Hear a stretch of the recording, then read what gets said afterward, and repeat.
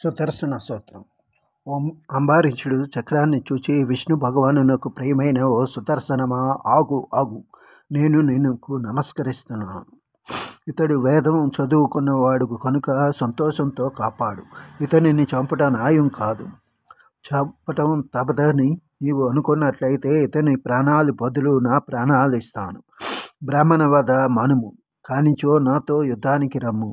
నీవు శత్రువులకు లొంగని భగవంతుని ఆయుధానివి.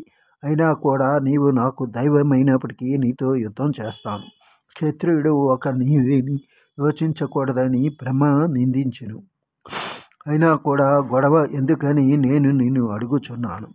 నీవు సకల దేవతలకు రక్షించనివని నీ బలం హెచ్చుని నేను ఎరుగుదును.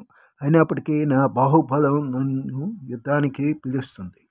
నీ శ్రీ మహావిష్ణువు ఆదిగా గల వేలుపులు అందరూ మన ఇద్దరి యుద్ధాన్ని చూస్తారు.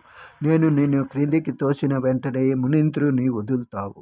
నీవు ప్రాణాల మీద ఆశ ఉంటే విష్ణు భగవానుని చేతి యందు ఇంకా కొంతకాలం ఉండాలనుకుంటే నన్ను శరణు అన్న మునీంద్రుని వదిలిపెట్టు అని అంబారీషుడు పలికాను. సుదర్శనం ఆ మాటలకు ఎంతో సంతోషించినప్పటికీ అతనిని పరీక్షించాలని నెపంతో కోపాన్ని నటిస్తూ, ఓ అంబారీష, నేను చంపడానికి సాధ్యం కాని రాక్షసులను మొదకేటపులను చంపాను. అట్టి దుర్వాసుని చంపడం ఎవరి తరం కాదు. అతడే నీ దిశకు తెచ్చాడు. నేను బ్రహ్మశంకరుల తేజస్సు ధరించాను. ఇతరులు నన్ను కన్నెత్తి చూడలేరు. బ్రహ్మరుద్ర తేజాలను మించిన నన్ను క్షత్ర తేజం కలిగిన నీవు నన్నేమీ చేయలేవు. బలవంతుడైన పగవారితో సంధి చేసుకోవటం మంచిది. నీవు మూర్ఖత్వంతో మంచి చెడ్డలు ఆలోచించక యుద్ధానికి చమకట్టావు. నీవు హరిభక్తుడు అని నిన్ను నీవన్న మాటలకు ఇంతవరకు సాహసించాను. అనవసరంగా ప్రాణాలు పోగొట్టుకోవటం మంచిది కాదు అన్నాడు.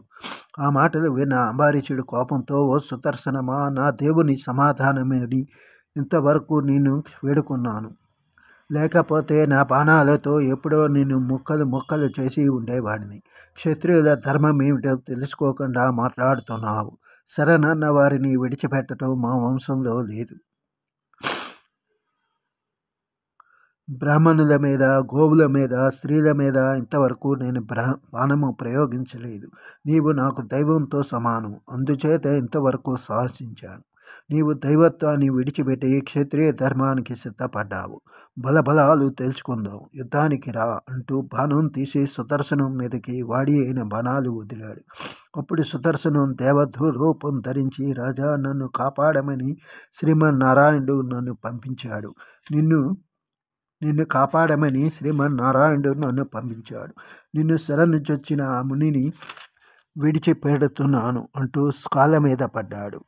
అంబారీషుడు నొచ్చుకుంటూ సుదర్శుని లేవనెత్తి, నీకు నాకు ఏనుగుకు దోమకు ఉన్నంత తేడా ఉంది.